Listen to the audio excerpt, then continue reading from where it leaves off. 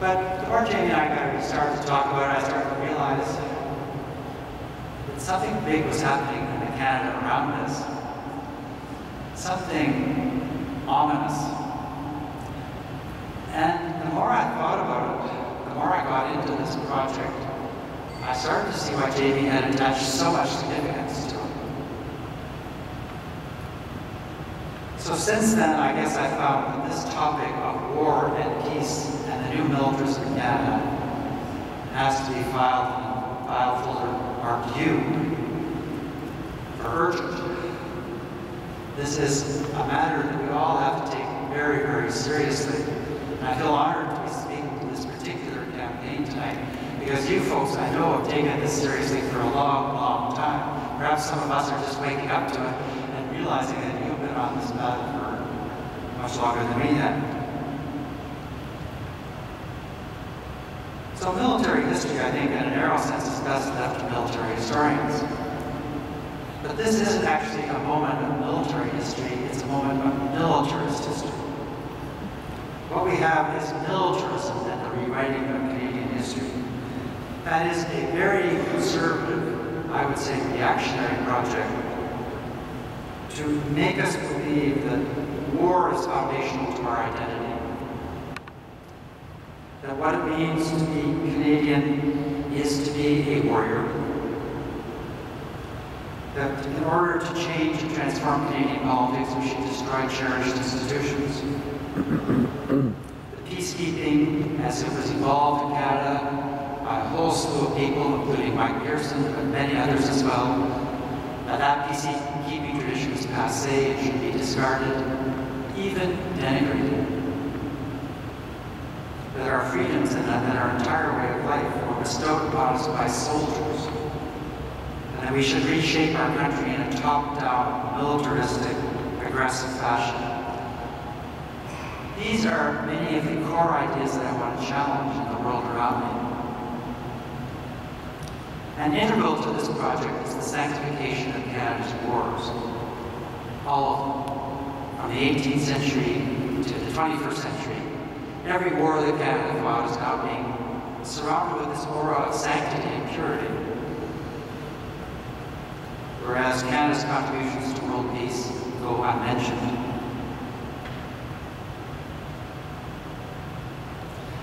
Jamie and I call the people who are orchestrating this campaign, and I will go on to name some of them in my talk, the New Warriors.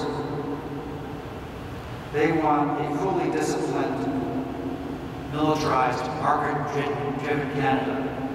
And it bears almost no resemblance to the mid-20th century Canada that gave us a measure of social democracy, a sense of its own independence in the world, and, importantly, of peacekeeping. Peacekeeping used to be central and core to the Canadian identity, and that is precisely what the New Warriors are trying militantly to change. The New Warriors seek a country whose every institution, private and public, answers to the global marketplace, whose international identity is permanently linked with that of an Anglosphere, the English-speaking world dominated by the United States, and whose public history, including the monuments and museums, historical monographs and nightly newscasts, statues and public ceremonies, all these moments of public history should aspire to become fully militarist and militarized. In their estimation, Canada is, has been, and always should be a warrior nation. When I first started to speak about this topic in Winnipeg in 2010, I noticed a lot of skepticism, and people would sort of come at me and say, well, Professor Pratt is all really abstract and fascinating in its own way for a history professor, but it really doesn't have much connection to the real world, does it?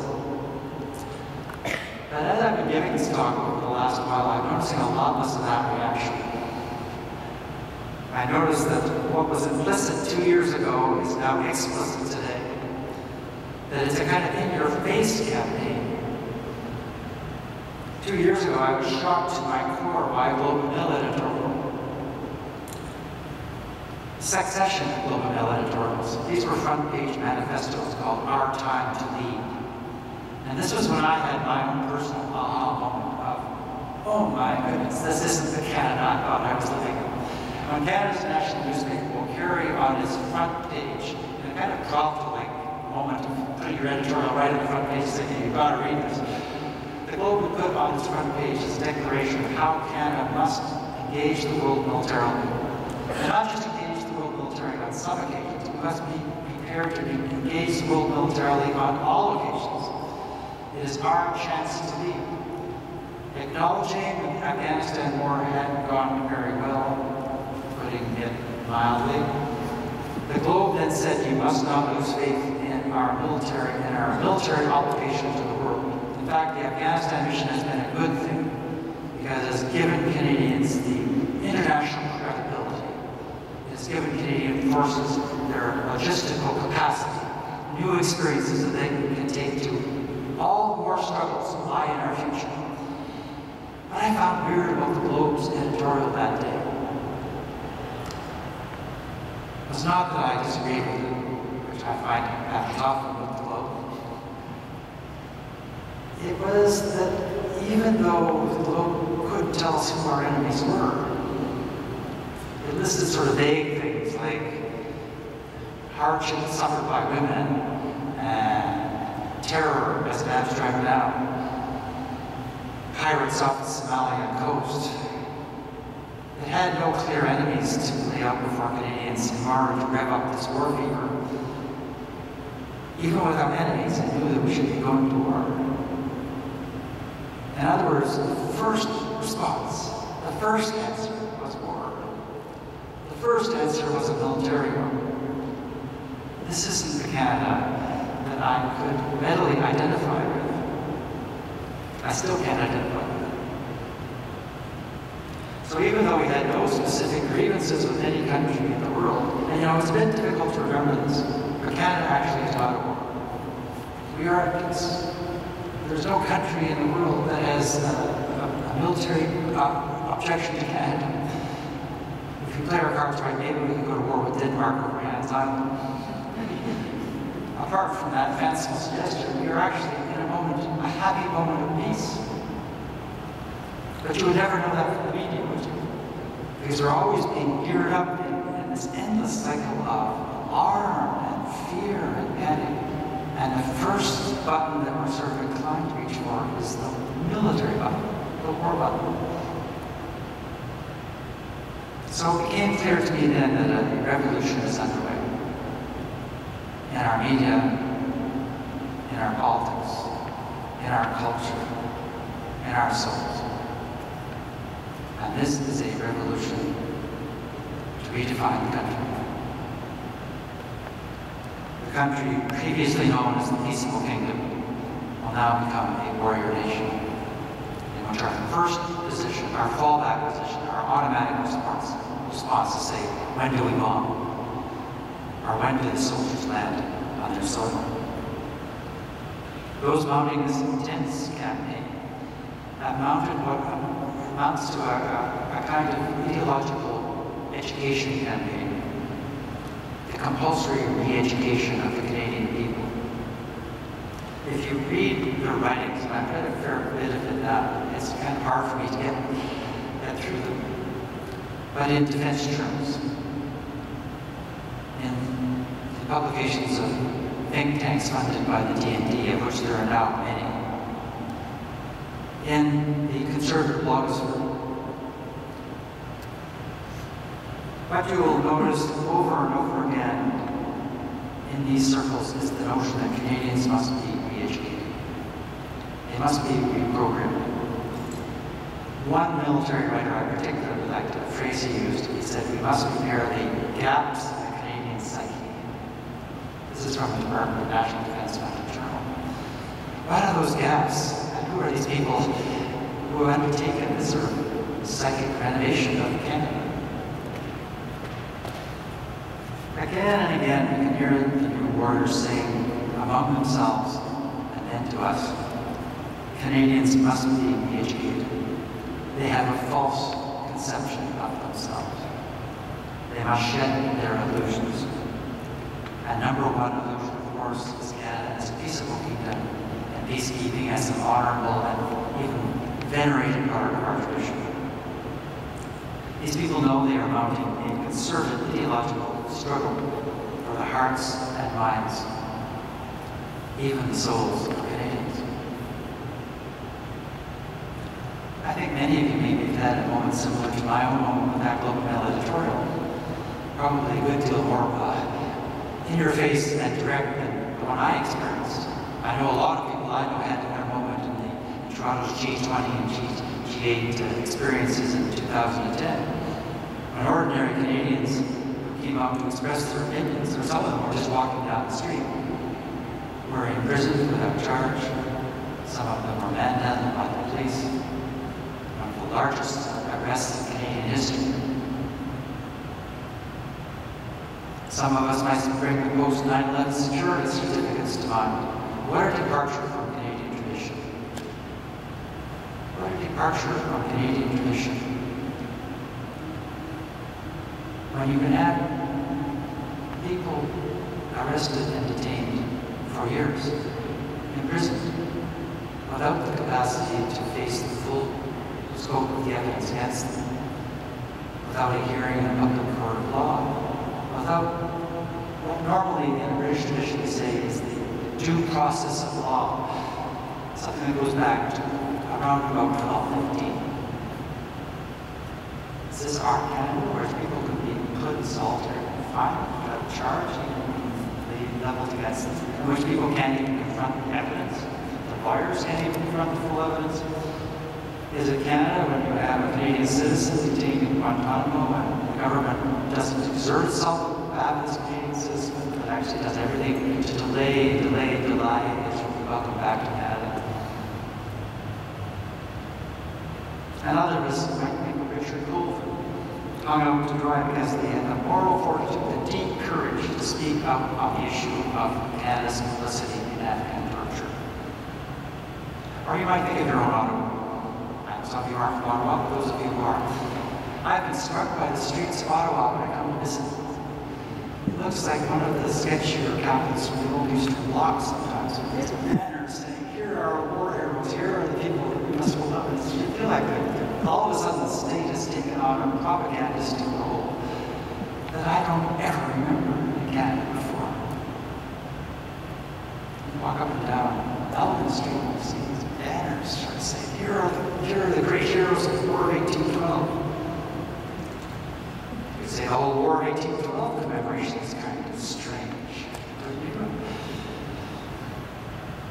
We might even look at the $800,000 plus fly past of jets near Parliament Hill to hail our supposed great achievement, bombing Libya back to freedom.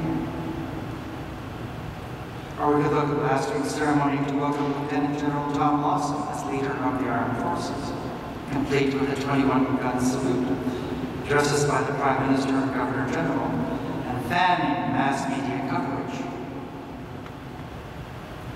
Some of these stories in the newspapers even regretted that the ceremony was so much smaller than the $250,000 extravaganza honoring General Rick Hillier when he left the command in 2008.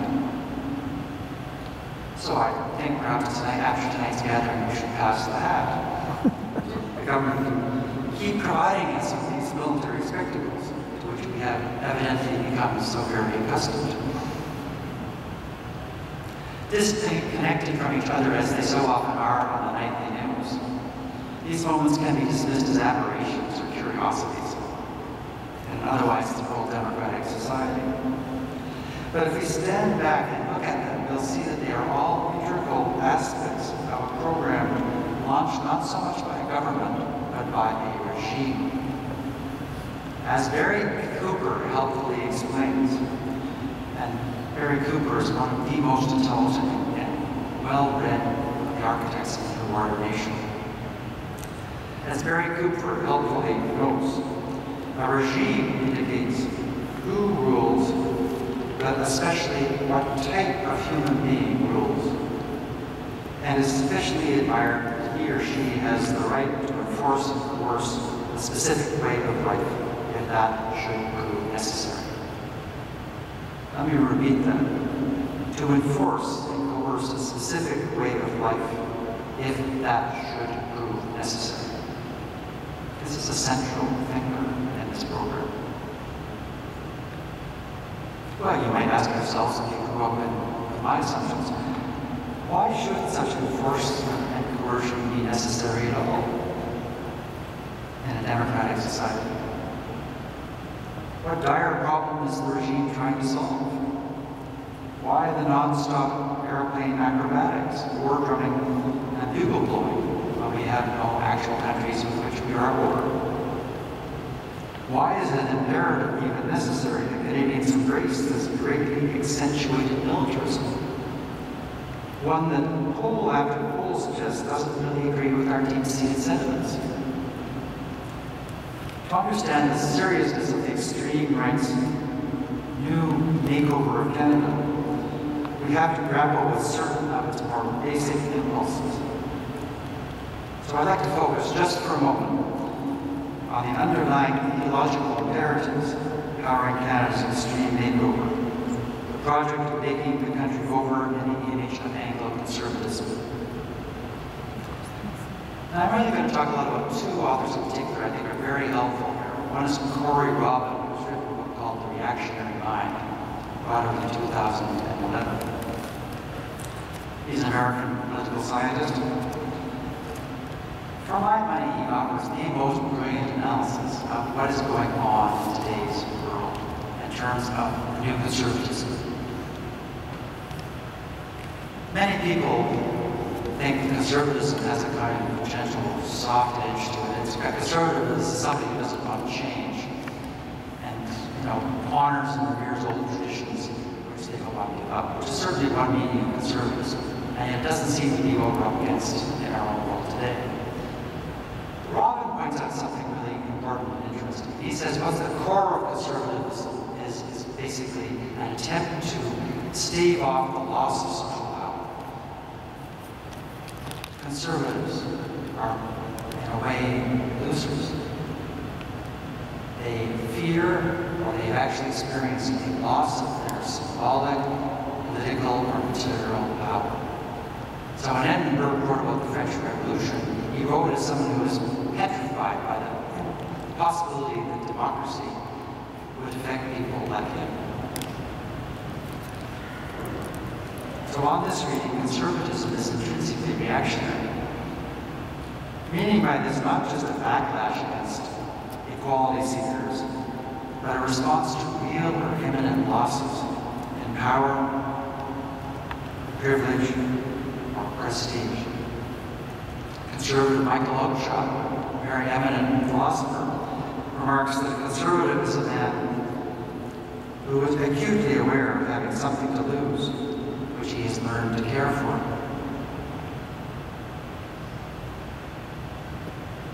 And the purpose of those facing actual or impending losses cannot be a sanguine, tranquil defense of things as they are.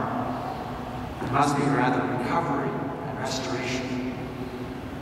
So on this reading, conservatism's dominant strain, especially today, is not the calm, composed defense of an organic social order and its traditions, but a militant, oftentimes violent response to perceived losses. To be a conservative today is to demand particular privileges and positions be restored. So conservatives complain feelingly of serious scholars being introduced by frothing up about feminists, apostles of family values undermined by fanatical partisans of the agenda, valiant soldiers stabbed in the back by bureaucrats, forward-looking socially conscious corporations, individuals now in their own right, cruelly persecuted by environmentalists, trade unionists, and state regulators.